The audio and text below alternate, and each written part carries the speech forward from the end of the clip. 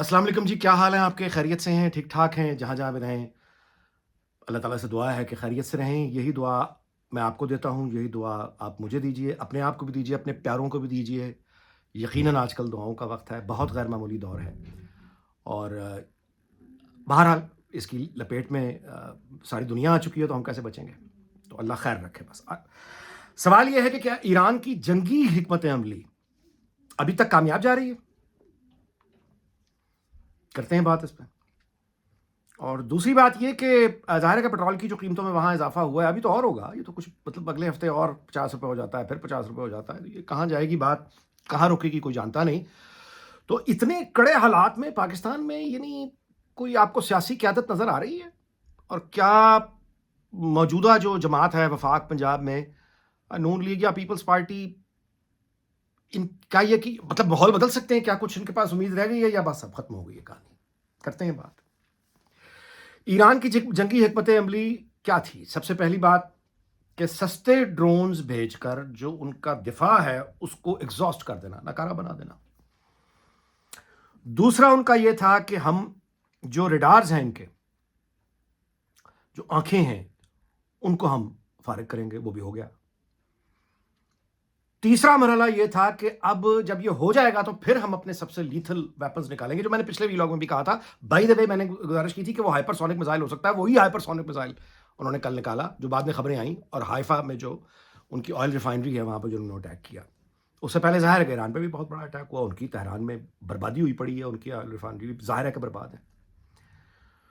تو بربادی ہے، مطلب یہ پھیلتی چلی جا رہی ہے۔ تو ایران کی جو جنگی حکمت عملی تھی، وہ ان میں جو دو پہلے سٹیپس تھے وہ کامیاب ہو گئے ہیں۔ یعنی جو ڈوم کو توڑنا تھا وہ ہو گیا، ایگزاسٹ کرنا تھا کر دیا، ریڈارز ان کو اندھا کرنا تھا وہ کر دیا۔ ابراہم لنکن جیسا ان کا جہاز، سمندری جہاز جنہیں 5000 فوجی بیٹھا ہوتا ہے، اس کو انہوں نے پیچھے دھکیل دیا، وہ بھاگ گیا۔ اب ہے تیسرا مرحلہ جس پہ انہوں نے کل سے وہ بھی شروع کر دیا ہوا ہے کہ ہائپر سونک میزائل اب وہ لے آئے ہیں۔ آگے جو ان کی حکمت عملی ہے وہ یہ ہے کہ یہ اتنا زیادہ بڑھا دیں دنیا کو، یعنی اس کو راستے سارے روک لیں تیل کے، اور جو انہوں نے روکنے ہوئے ہیں، اس حد تک دباؤ پوری دنیا پہ بڑھ جائے کہ جاپان سے لے کے کینیڈا تک دنیا امریکہ اور اسرائیل کو مجبور کر دے کہ وہ اس کانفلکٹ کو پیسفل حل کرے۔ چائنا ظاہر ہے بہت آگے آ کے سامنے کہہ رہا ہے باقی ملک بھی شامل ہوں، ساؤتھ کوریا مثال کے طور پہ اب آ گیا ہے۔ تو یہ ان کا گول ہے۔ اب اس میں وہ کامیاب ہوتے ہیں نہیں ہوتے ہیں، یہ تیسری چونکہ حکمت عملی پہ وہ اس وقت ہے، دو میں ہو چکے ہیں، تیسری پہ کھڑے ہیں، دیکھتے ہیں اب اس کا کیا ہوتا ہے۔ اچھا، دوسری طرف یہ ہے کہ امریکہ جو ہے، ہم نے دیکھا کہ جیسے ہی پاکستان نے اپنا ایک کردار ادا کیا، فیلڈ مارشل عاصم منیر کی سعودی قیادت سے ملاقات ہوئی، وزیر دفاع سے پاکستان کا رابطہ ہے، اس میں وزیر خارجہ اسحاق ڈار کا یقیناً بہت بڑا کردار ہے۔ ظاہر ہے پاکستان کی کوشش ہے کہ یہ تلخینہ پھیلے، ہماری بڑی آکورڈ پوزیشن ہے، ایران ہے، سعودیہ، کیا کریں، کس کے خلاف جائیں؟ سعودیہ کے دفاعی پارٹنر ہے ایران، ہمسایا ہے، اور بلوچستان ہمسایا بھی بلوچستان، یعنی اب پتہ لگا بلوچستان تو پہلے ہی میرا مطلب ہے کہ جو حالات ہیں وہاں، تو کیا کریں؟ تو اس میں جو بھی ہو سکتا ہے وہ مطلب بہترین پاکستان اس وقت کوشش کر رہا ہے، لیکن جیسے ہی ایران کی طرف سے ہمسایوں کے وہ معافی کا بیان آیا اور انہوں نے کہا کہ ہم اٹیک نہیں کریں گے، ڈونلڈ ٹرمپ نے اس کا کریڈٹ لے لیا، جیسا میں نے کل کی گزارش کی تھی ویلاگ میں۔ جب اس نے کریڈٹ لیا تو ایران نے رد عمل میں آ کے دوبارہ سے سعودیہ پہ اٹیک کر دیا کہ اچھا تم ہمیں کہہ رہے ہو کہ ہم نے تمہارے کہنے میں معاف کیا، یہ لو۔ اچھا، یہ جو ایران کا رد عمل آیا نا ڈونلڈ ٹرمپ کے کہنے پر، یہ یعنی وہ ڈونلڈ ٹرمپ نے گویا اکسایا اور یہ رد عمل دے بیٹھے۔ یہ ثبوت ہے کہ وہاں پہ اب کوئی مرکزی قیادت ایران میں باقی نہیں رہ گئی، بکھر گئی ہوئی ہے۔ کیونکہ اگر کوئی مرکزی قیادت ہوتی تو پھر اس نے کمٹ کیا تھا، پاکستان سے کیا تھا اور بھی دوستوں سے اگر کیا ہو، کہ سعودیہ پہ ہم اٹیک نہیں کریں گے، اور معافی بھی مانگی ہمسایوں سے اور کہا کہ ہم یہ مطلب ہم نہیں کریں گے، اگر آپ اپنی فضا کو نہیں، ایئر اسپیس کو استعمال ہونے دیں گے تو ہم نہیں کریں گے، جو کہ یو اے نے بار بار اعلان کیا، سعودیہ نے بھی کیا۔ اگر وہاں پہ کوئی مرکزی لیڈرشپ ہوتی تو وہ ٹرمپ کے ایک ٹویٹ پر گھنٹوں کے بعد وہ رد عمل نہ دیتے، بلکہ ٹھنڈے ہو کے ایک انہوں نے کمٹمنٹ کی ہے، بیٹھتے اپنا مقدمہ ان دوستوں کے سامنے رکھتے جنہوں نے یہ ارینجمنٹ کروایا تھا، پاکستان کو بتاتے اور دوستوں کو بتاتے کہ یہ دیکھیں کیا ہو رہا ہے ہمارے ساتھ، ہم نے تو کہا ہے کہ ہم اٹیک نہیں کریں گے، لیکن آپ دیکھیے یہ کیا ہو رہا ہے۔ اچھا، وہ جو یہ کیا ہو رہا ہے کا مطلب یہ نہیں کہ ڈونلڈ ٹرمپ کیا کہہ رہا ہے، اس کو تو بالکل ہی یعنی اگر کوئی سنجیدہ قیادت ہوتی تو وہ ٹرمپ کے یعنی رد عمل اس طرح سے نہ دیتی۔ اس کا مطلب ہے وہاں مرکزی قیادت اب مشکل ہو گیا ہے کہ وہاں پہ کسی ایک کا کنٹرول۔ یہ اب ایران کی یہ حالت کیوں ہے؟ اب ظاہر ہے کہ مصیبت میں وہ پھنسے ہوئے، ان کی جان پہ آئی ہوئی ہے، وہ تو کچھ بھی کریں گے. اب دیکھیں نا کہ یہ جو ڈونلڈ ٹرمپ کہتا ہے ایکسکیوز می کہ چرچل نہیں بیٹھا ہوا انگلینڈ میں، تو ٹھیک ہے چرچل نہیں بیٹھا ہوا، شکر نہیں بیٹھا. چرچل جب بیٹھا ہوا تھا تب کیا ہوا تھا؟ یہ جو ہم سارا ایران کا بھگت رہے ہیں، بائی دا وے، یہ ملا، میں ان ملاؤں کے حق میں نہیں ہوں جو ایران پر قابض ہیں. انہوں نے اپنے ملک کا بیڑا غرق کیا، اپنی قوم کا بیڑا غرق کیا ہے. لیکن یہ نوبت کیوں آئی؟ اس لیے کہ اس سے پہلے شاہ ایران تھا. شاہ ایران کیوں تھا؟ اس کو لوگ لے کر نہیں آئے تھے. دیکھیے وہاں پہ الیکشن ہوا تھا 53 میں، ان کا ایک ایرانی الیکشن ہوا، اور ان کا جو لیڈر تھا مصدق تھا، ایرانی وزیر اعظم، وہ الیکٹ کر کے لے کے آئے تھے. وہ ذرا سوشلسٹ یا بائیں بازو، اس نے کہا کہ ہمارا تیل جو ہے یہ ایران کی قوم کی ملکیت ہے، ہم باہر کیوں دیں. اس نے نیشنلائز کر لیا. اس سے انتقام لینے کے لیے امریکہ برطانیہ دونوں نے مل کے وہ جو الیکٹڈ ایران کا الیکٹڈ منتخب لیڈر تھا اس کے خلاف سازشیں کی. یہی سی آئی اے، یہی سب کچھ مل کے اس کو اڑا دیا. اس کی جگہ لا کے شاہ ایران کو بٹھا دیا. شاہ ایران انتہائی بروٹل ڈکٹیٹر تھا، بہت ہی بروٹل. اس نے آ کے دبایا پر جس طرح دباتے ہیں. بھئی آپ ایک مقبول جس کو قوم نے الیکٹ کیا ہے، مصدق کو ایران نے، اس کو آپ نے سازشوں ہٹا دیا. شاہ ایران لا کے اس نے پھر ظاہر ہے بروٹل ڈکٹیٹرشپ کی، جس کے رد عمل میں پھر یہ ملاؤں کا انقلاب آیا اور یہ قابض ہوئے. تو یہ دیکھیں نا خرابی چلی کہاں سے ہوئی ہے. تو یہ پہلے بھی انٹرونشنز ہیں جس کی وجہ سے یہ ہے. اب یہ دوبارہ سے، تو اس کا نتیجہ مزید انتہا پسندی نکلنا تھا نا، وہ نکلا ہے. اب اس کے نتیجے میں تیل کی جو حالت ہے میرے بھائی، پوری دنیا میں ابھی اس کی جو پرائس بڑھنی ہے. اچھا، اس کے بعد جو سائیکولوجیکل ارتھ کوئک آ چکا ہوا ہے، امیزون کے ڈیٹا سینٹر اٹیک ہو چکے ہوئے ہیں، مائکروسافٹ کے ڈیٹا سینٹر اٹیک ہو چکے ہوئے ہیں. $2 ٹریلین یو اے ای نکال کے، سوورن فنڈ امریکہ سے نکال کے، وہ کہہ رہا ہے کہ ہم اب اگر کہیں اور سیکورٹی کی وجہ سے تھا نا. سوورن فنڈ ویلتھ وہاں ہوگی نا جہاں سیکورٹی نہیں ہے. سیکورٹی جب گارنٹی کرنے والا سیکورٹی دینے میں ناکام ہو جائے گا تو آپ وہاں پیسہ کیوں رکھوائیں گے؟ پھر آپ نیچرلی دائیں بائیں دیکھیں گے وہاں پہ چین اور روس مسکرا رہا ہے، چین بھی مسکرا رہا ہے، سارے مسکرا رہے ہیں. تو اب ڈونلڈ ٹرمپ صاحب جو ہے، اس کا ایران، بائی دا وے، ان کا بھی جو گول ہے وہ صرف ایران پہ ختم نہیں ہو رہا. وہ تو اسپین میں بھی ریجیم چینج چاہتا ہے، وہ تو برطانیہ میں بھی ریجیم چینج چاہتا ہے، وہ تو فرانس میں بھی ریجیم چینج چاہتا ہے. جب تک اس کے آپ بند نہ باندھا، یہ مطلب آپ دیکھتے ہیں. لیکن امریکہ میں خود چونکہ بہت بیچاری شروع ہو چکی ہے اب اگینسٹ اسرائیل، اگینسٹ ڈونلڈ ٹرمپ. تو دیکھتے ہیں کہ وہاں پہ اب ابھرا ہوا دباؤ کیا گل کھلاتا ہے. روس نے، پیوٹن نے، ظاہر ہے کہ اب میں پہلے بھی گزارش کر چکا ہوں کہ اب قطر نے گیس بند کر دی. امریکہ نے اپنی طرف سے اجازت دے دی تیل لینے کی، مثال کے طور پہ روس سے تیل لے لو انڈیا اور دنیا کو سپلائی کر دو. روس نے کہا کہ تیل پرانی قیمت پہ تو نہیں دوں گا، اب تو نئی قیمت ہوگی. اور گیس پہ اس نے کہا کہ میں یورپ کو نہیں، میں دوسری مارکیٹس. تو یہ سارے بیٹھے اپنے اپنے وقت کا انتظار کر رہے ہوتے ہیں کہ ہم نے چوٹ کس وقت مارنی ہے. اور ڈونلڈ ٹرمپ یہ بات جانتا ہے. جب اس کو روس کے بارے میں یہ بتایا گیا کہ روس انٹیلیجنس فراہم کر رہا ہے پریسیجن، یہ جو ہم پہ اٹیک ہو رہے ہیں، تو ٹرمپ نے کیا جواب دیا تھا؟ اس نے کہا تھا ہم روس سے کہیں گے تو وہ ہمیں کہیں گے آپ بھی یہی کرتے تھے، یوکرائن میں کیا کرتے تھے. سو یہ بہت کمپلیکس ہے اور کچھ نہیں پتا کیا ہوگا. میں ختم کرنے سے پہلے بھی لوگ گزارش کرتا ہوں کہ اگر اس وقت کیا ہو سکتا ہے. دیکھیں جی، بات یہ ہے کہ لیڈرشپ، پولیٹیکل لیڈرشپ پتہ ہی تب چلتا ہے جب حالات یہ ہو جائیں جو پاکستان میں ہے اس وقت. اگر آپ اپنے آپ کو لیڈر سمجھتے ہیں، وہ پیپلز پارٹی ہو، وہ نون لیگ ہو، اگر آپ کہتے ہیں کہ میں لیڈر ہوں تو نکلو ڈالے باہر، کریں ماحول تبدیل. اب یہ جو ہو گیا ہے آگے مزید ہوگا.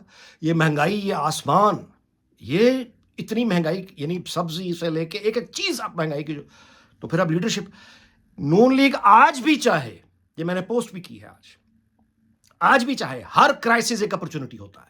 اس کرائسس کو اپنے لیے اپرچونٹی میں تبدیل کر سکتی ہے. کیسے؟ غیر معمولی حالات، غیر معمولی اقدامات، انقلابی. کیا؟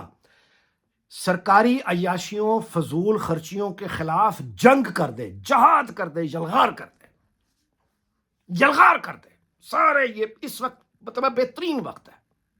سادگی اپنائیں، پروٹوکول زیرو.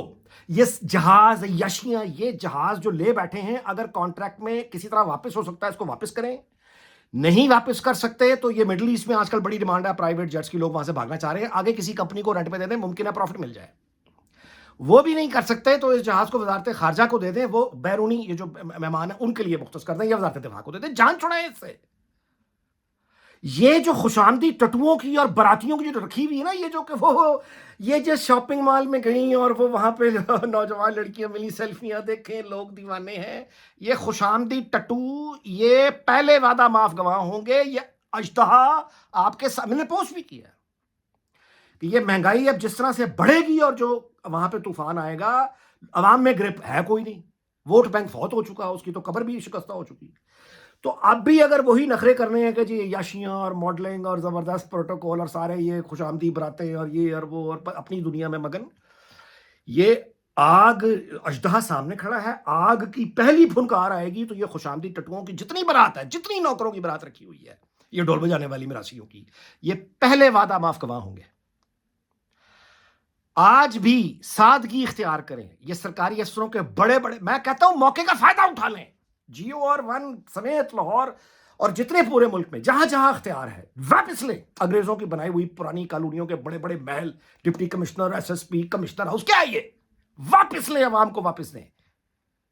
یہ سب کا سب. یہ اس کے بعد یہ جو فضول کی یعنی ماڈلنگ اور فیشن اور امیر خاندانی لوگ یہ دکھاوے نہیں کرتے. یہ سوٹ میرا دیکھو، یہ بوٹ میرا دیکھو، جیسے کوئی گورا لندن کا. یہ گھٹیا باتیں ہوتی ہیں، لوگوں کی نفرت انوائٹ ہوتی ہے. مشکل وقت ہے، لوگوں بلکتے ہوئے بھوکے عوام ہے ان کے سامنے کھڑے ہو کے آپ میرا آفس چیک کریے ذرا، چاہے پروٹوکول. عوام میں گھل مل گئے. عوام جس دن گھل ملنے آ گئی نا تو باہر نکلنے کا راستہ نہیں ملے گا. اور اگر نکل گئے تو باہر دنیا میں کہیں سلامتی سے رہنا مشکل ہو جائے گا. اگر تو پیور لیڈرشپ ہے، آج بھی اس کرائسس کو اپرچونٹی میں بدلا جا سکتا ہے. سادگی اختیار کریں. فضول خرچیوں کے خلاف میں کہہ رہا ہوں جنگ. سرکاری اشتہارات، جتنے پروپیگنڈا کے فنڈز ہیں سرکاری اشتہاروں، یہ جو ٹی وی کو اور اخباروں میں برباد کیا جاتا ہے، اربوں روپے فضول آگ لگائی جاتی ہے، قانون سازی کرتے ہیں کہ پابندی لگائی جاتی ہے. آج کے بعد یہ کبھی نہیں ہوگا. لائٹیں جل رہی ہیں، اے سی جل رہی، کیا ہے یہ لمبے پروٹوکول؟ اور بھائی ان وزیروں کو اگر یہ پروٹوکول چاہیے یار، اچھا کہتے کیا ہیں؟ ہم تنخواہ نہیں لیتے. اور یہ گھٹیا رنگ بازی ہے، تھوکنے کے مترادف ہے. یہ قوم کہہ رہا پتی لوگوں تم نے تنخواہ لینی ہے، لیکن وہ تنخواہ بھی نہیں چھوڑتے. اس کے پھر احسان جتاتے ہیں کہ ہم تنخواہ نہیں لیتے. تو یہ جتنی میں گزارش اس پہ کر رہا ہوں کہ ہر کرائسس میں اپرچونٹی ہے. یہ لیڈرشپ کا چیلنج ہوتا ہے. کیا اس میں یہ اہمیت ہے؟ کیا اس میں یہ اہلیت ہے؟ کیا اس میں یہ قابلیت ہے کہ کرائسس کو اپنے لیے وہ پولیٹیکلی کیسے اپنی فیور میں کرتی ہے؟ یہی اس کا چیلنج ہوتا ہے. اس کا نیوزی لینڈ کی وہ وزیر اعظم، اس کا نام میرے ذہن سے نکل رہا ہے، یاد رکھیں کتنا بڑا کرائسس آیا تھا اس پہ جب وہاں مسجد پہ فیس بک پہ وہ لائیو فائرنگ ہوئی تھی. جو رد عمل اس خاتون نے دیا، اس کے بعد ایک خود کو حملہ جوابی نہیں ہوا. کسی نیوزی لینڈر پہ حملہ نہیں ہوا پوری دنیا میں کہیں. نیوزی لینڈ تو چھوڑ ہی دیں. تو جو مشکل کا وقت ہے، لوگ چاہتے ہیں کہ آپ ساتھ شاپنگ مال میں، شاپنگ مال نہیں جھگیوں میں جاؤ. مطلب ایک جو ہوتا ہے نا کاش. لیکن بات یہ ہے کہ میرا مشاہدہ اور میرا تجربہ دونوں یہ بتاتے ہیں کہ قیامت آ سکتی ہے، ایسا نہیں ہوگا. تو ٹھیک ہے، پھر فائن. ہمارا کام تو بس ایک ریکارڈ پر اپنی بات کو لانا تھا، وہ لے آئے. اب آگے پھر لوگوں میں جو گھل مل گئے، ہاں فرشتے آئے آسمان سے، انسانوں میں گھل مل گئے. بڑا احسان کر رہے ہیں ہم پہ، گھل مل گئے. یہ بھی آئیں گے پھر گھلنے ملنے کے لیے، اللہ معاف کرے. میرا مسئلہ کسی بھی سیاسی جماعت سے زیادہ پاکستان، میرا پرابلم یہ ہے کہ اگر خدا نخواستہ فساد برپا ہو گیا، یعنی ان کے لیے لوگوں کی جو نفرت ہے وہ بڑھتی چھلک گئی اور لوگ نکل آئے، تو فساد تو ہو گیا. یہ عام طور پہ اسٹیبلشمنٹ کے ترجمان سمجھے جانے والے لوگ یہ گزشتہ 24 گھنٹے سے 30 گھنٹے سے ایک دم کیا ہو گیا نا، یہ سیدھے ہو کے سیدھی فائرنگ شروع کر دی ہے، بلا وجہ کر دی. تیاری کر رہے ہیں اگلے. میرا مطلب ہے ہر طرح کے حالات کے لیے اور میں اس میں کسی کو قصوروار نہیں ٹھہراتا. دیکھیں جی، اس طرح کے مشکل حالات میں ملک ہی پورا داؤ پہ لگ گیا تو آپ ذاتی دوستیاں اور یہ تعلق اور یہ سمجھوتے نے باتیں پھریں گے. یعنی اس وقت فضول بوجھ، جب فلائٹ ایک مشکل میں آ گئی ہے تو آپ فضول جو فالتو بوجھ ہے سب سے پہلے اس کو اتارتے ہیں. تو فالتو بوجھ اگر انہوں نے خود کو بنایا تو سب سے پہلے ان کو اتارا جائے گا. اور ٹھیک ہے، ٹھیک اتارا جائے گا. بات یہ ہے، دیکھیں جی، اقتدار کے لیے یا ملک کی بھلائی کے لیے یہ کہتے ہیں نا کہ ہم نے سیاست قربان کر دی ملک کو بچانے کے لیے، تو وہ پھر دوسرے بھی یہ کام کر سکتے ہیں. بھائی اپنے نظریات، اصول، وعدے توڑنا، یو ٹرن لے لینا، اپنے ہی لوگوں کی کمر میں مطلب ہے چرا خوب نوکر سامنے کھڑے کر کے ایک اپنی دنیا بنا لینا، یہ کوئی ایسی کمال کی بات نہیں ہے جو دوسرے نہیں کر سکتے.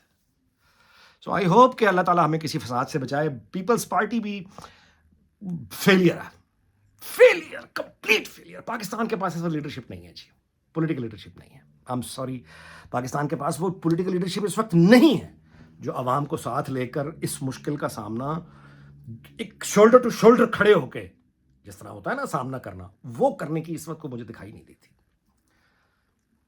اللہ کرے میں غلط ہوں، اور دعا بہرحال یہی ہے کہ ہم خیر خیریت سے نکل جائیں، اور نکل جائیں گے. بہت زیادہ مت گھبرائیں، نکل جائیں گے انشاءاللہ تعالیٰ. اللہ تعالیٰ سے خیر مانگیں بس. اور میں ویلاگ ختم کرنے سے پہلے ایک دفعہ پھر گزارش کروں گا، اپنے لوگوں سے ملیے، ناراضگیاں ختم کیجیے. اور زندگی کا اب ظاہر ہے ہمیشہ سے کسی کو کچھ نہیں پتا، لیکن اب جن حالات میں دنیا میں ہم آ گئے ہیں، اس کے بعد بہتر ہے کہ ہم ذرا کچھ، رمضان کا مہینہ ویسے بھی آخرت کے بارے میں سوچنا شروع کر دیں سنجیدگی سے. ہمیشہ ہی سوچنا چاہیے ویسے، اللہ معاف کرے. اچھا جی، اس دعا کے ساتھ کہ اللہ تعالیٰ پاکستان کو جنگوں کی تباہی سے محفوظ رکھے، پوری دنیا کو جنگوں کی تباہی سے محفوظ رکھے، اور انسانوں کو عقل سلیم عطا فرمائے. آپ سے اجازت چاہتا ہوں. اللہ حافظ.